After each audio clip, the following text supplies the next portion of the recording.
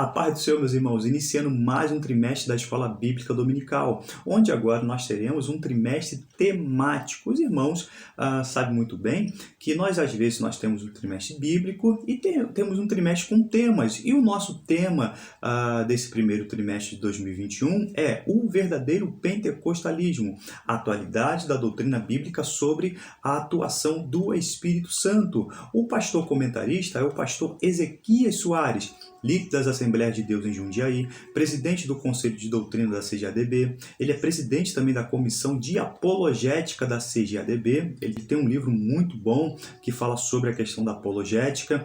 Presidente também, ele foi o presidente da comissão que elaborou a nossa doutrina, a nossa declaração de fé das Assembleias de Deus. A capa da nossa lição, irmãos, ela ilustra muito bem o que nós vamos estar estudando. Nós temos ali duas referências, a pomba e um livro, a Bíblia Sagrada. Observe que esta pomba, que é símbolo do Espírito Santo, como que ela está? Ela está se movimentando. Vejam o balançar das suas asas. E o balançar das suas asas faz com que as páginas da Bíblia fiquem alvoroçadas. Ou seja, este vento, e nós vamos ver esta referência de vento do Espírito Santo, é que dá vida à Bíblia Sagrada. Amém? Vamos lá. Divisão do trimestre, irmãos. O nosso trimestre ele vai se dividir em duas partes principais e depois eu estarei apresentando os quatro blocos da lição. É o nosso primeiro encontro desse trimestre, então é bom nós fazermos essas referências. Os 5 primeiros capítulos são temas pentecostais, diretamente vinculados ao pentecostalismo. Os demais apontam para o serviço do reino de Deus. O objetivo é mostrar e explicar a doutrina pentecostal no seu aspecto bíblico, teológico e também prático. Isso é muito importante. Primeiro bloco, identidade e atuação do Espírito Santo. Quem é, como atua, como atuou, onde serão apresentadas duas lições, que é a nossa primeira lição, a pessoa do Espírito Santo e a atuação do Espírito Santo no plano da redenção. Agora, o segundo bloco, nós temos um segundo bloco muito mais prático, que é a manifestação do Espírito Santo. Se fala de forma teórica, mas a prática é que dá relevância para esse tema, que é o batismo no Espírito Santo e a atualidade dos dons espirituais. O terceiro bloco, atuação na vida cristã, na salvação, o fruto do Espírito, santificação, é o maior bloco do nosso trimestre. Cultuando a Deus em liberdade e reverência, comprometidos com a palavra, vivendo o fervor espiritual. O Senhor cura hoje, que é a lição de número 10. E para encerrar o nosso trimestre, será apresentado o quarto bloco, Espírito Santo e a missão da igreja. Compromissados com a evangelização, vai falar sobre o discipulado na lição de número 11 e também na lição de número 13, encerrando, voltados aos olhos para a bendita esperança. O Espírito Santo provoca isso em nós, de desejar a volta de Cristo Jesus. Pentecostes, logo se eu vou falar sobre o pentecostalismo, essa palavra deriva do Pentecostes, é uma palavra grega, que quando nós vamos lá no Antigo Testamento, é a festa das semanas. Se comemorava a Páscoa e depois de 50 dias, veja essa palavra, Pentecostes, era ali nós tínhamos uma festa de agradecimento pela colheita dos primeiros frutos que foram colhidos. O inverno, irmãos, em Israel é muito severo. Então, quando encerrava-se o inverno e agora nós tínhamos ali os primeiros frutos colhidos, os judeus davam uma festa de agradecimento ao eterno Deus. Agora, quando nós vamos para o Novo Testamento, Cristo ele foi crucificado justamente na Páscoa. E ele ficou ali 40 dias com a igreja. Tá? E depois, quando ele assunta os céus, quando a igreja vê ele subindo aos céus, ele diz, vocês fiquem reunidos em Jerusalém. E a igreja fica reunida 10 dias, que ali se completa justamente quando inicia essa festa de Pentecoste, desce o Espírito Santo sobre os 120 irmãos, inaugurando ali essa dispensação do Espírito. Pois bem, lição de número 1. Veja o nosso título. A pessoa do Espírito Santo. É uma lição teológica. Tá? O pastor Ezequias Soares, como eu disse, ele é um verdadeiro apologeta, irmãos. Ele é um dos mais excelentes. Então, ele vai sair em defesa da questão de que o Espírito Santo é uma pessoa. Nós iremos ver 3 tópicos: a revelação do Espírito Santo nas Escrituras, o Espírito Santo e Jesus Cristo, o Espírito Santo age no mundo e no ser humano. Queridos, observem as 3 faculdades que vão caracterizar uma pessoa, que vão caracterizar a personalidade do Espírito. O Espírito tem intelecto? O Espírito tem emoção? O Espírito tem vontade? Isso vai caracterizar uma pessoa, a personalidade do Espírito Santo. Leitura bíblica em classe, para que você participe do nosso estudo, se encontra em São João, capítulo 14, versículo 16 até o versículo 18, e depois o versículo 26, e também São João, capítulo 16, versículo 14. Texto áureo: e não entristeçais. Eu destaco essa palavra. A palavra entristeçais é afligir, angustiar, estar triste, provocar, pesar. Então vejam a alusão de que o Espírito é uma pessoa. Ele pode se entristecer e nós não podemos entristecer o Espírito Santo. Eu também destaco também a palavra Espírito. O apóstolo Paulo ali, ele destaca a palavra pneuma, que é vento, sopro. Tá? E nós vamos ver algumas questões também erradas de tradução, que a Bíblia King James traduz isso para fantasma. E daqui a pouco nós vamos ver algumas dessas questões errôneas. Verdade prática: somente a Bíblia revela a verdadeira identidade. Vejo mais uma alusão à questão apologética e às obras do Espírito Santo, um tema que nós pentecostais vivenciamos. Falar sobre o Espírito, irmãos, exige contato com ele, experiências vivas e não somente teóricas. Os judeus, irmãos, quando eles vão ensinar sobre Deus, não é somente a questão teórica. Eles valorizavam muito mais a questão da experiência em conhecer e prosseguir e conhecer o Senhor. Amém? Buscar o Senhor de forma mais íntima. O Espírito Santo, irmãos, é uma pessoa? Eu ainda vou insistir nesse tema. Ventos de doutrinas vão apresentar o Espírito não como uma pessoa, mas como a força ativa de Deus. Uma das seitas aí em destaque é os Testemunhos de Jeová. Eles apresentam o Espírito assim, como uma força ativa de Deus. É uma heresia sem precedente. Teologia. Quando eu falo sobre a teologia ou doutrina pentecostal, qual é a abrangência? O que se destaca nessa teologia? É ser batizado no Espírito Santo, é a glossolalia, que é falar em outras línguas, os dons espirituais, o fruto do Espírito, curas e os diversos tipos de milagre. O que significa ainda, irmão, ser pentecostal? É uma capacitação pós-conversão para a missão e que o falar em línguas marca essa experiência.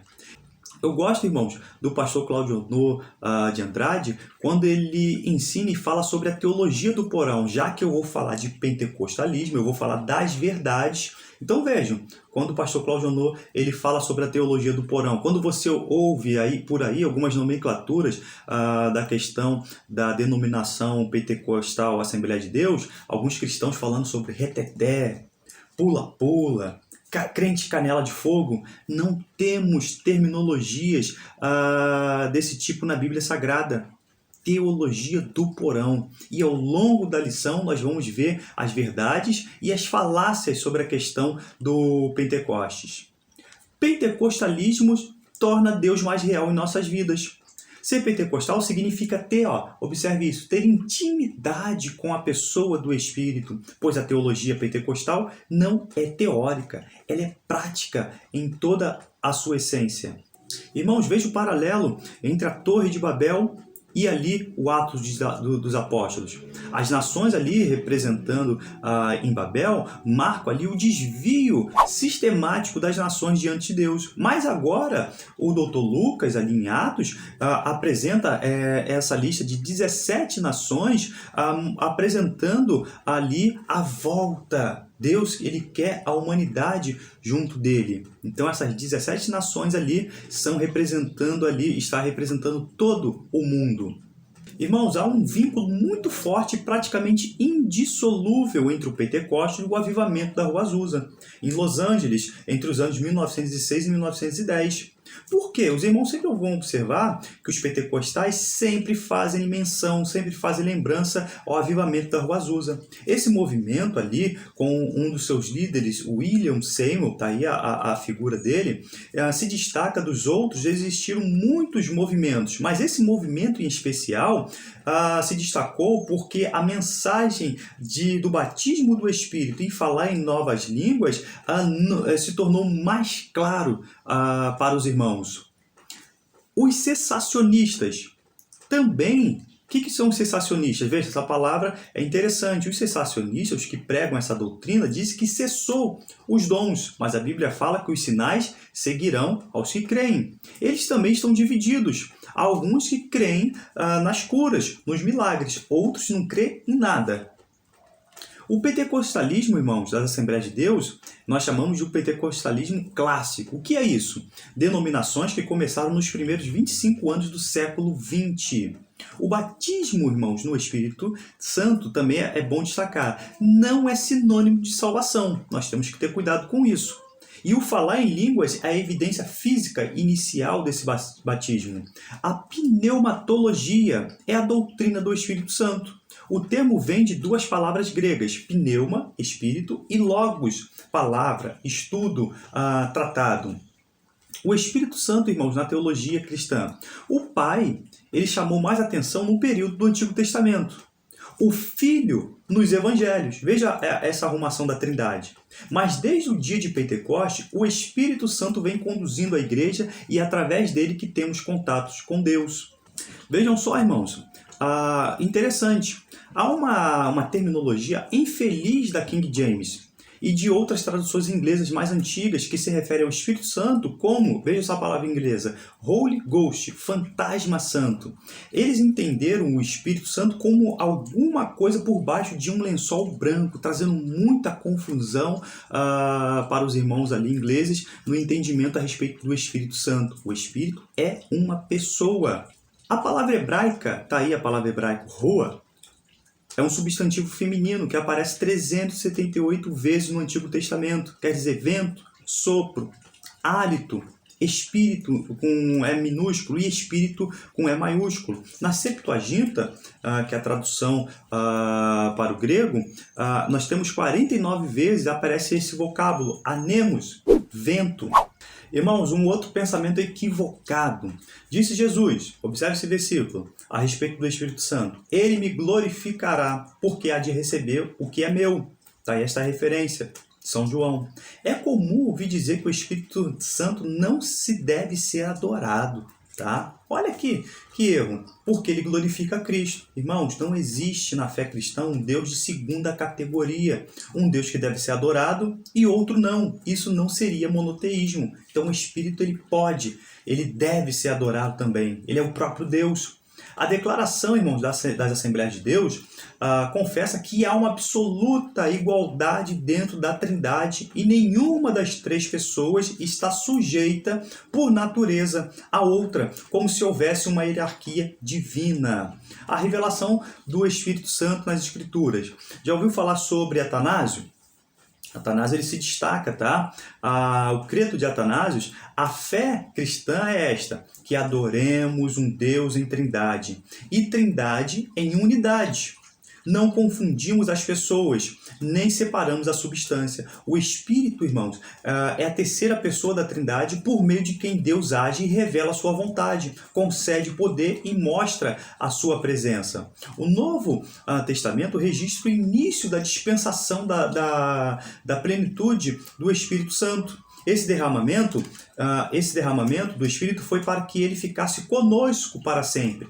Fica claro, irmãos, à luz da Bíblia, que a divindade do Espírito Santo não nasceu no Concílio de Constantinopla, lá no ano de 381. Não se trata de invenção humana, tá? Mas é uma verdade que está sendo exarada no livro de Deus e nele assim a encontramos e assim cremos. Sua personalidade. Vejam quantas referências vai aparecer aqui no quadro para os irmãos. O Espírito pode ser entristecido, como nós já vimos no texto áureo. Ele guia, nos ensina. Ele é o bom Espírito, vejam, qualidade de uma pessoa. Ele dá descanso, é sensível, ele é inteligente. E agora, olha, vejam, intelecto, emoção e vontade. As três faculdades, intelecto, emoção e vontade, caracterizam a personalidade, ou seja, para identificá-lo como uma pessoa e não como uma força.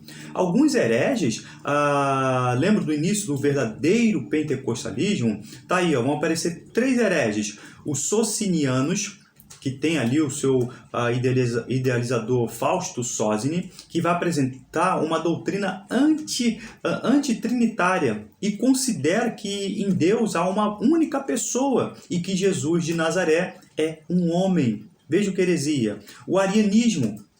Ariano também, ele é muito famoso nessa questão, é uma doutrina filosófica que coloca em xeque a Santíssima Trindade. Os sabelianos é a crença, destaque isso, ó, unicista, de que Deus em sua unicidade se manifestou em carne e não em três pessoas distintas.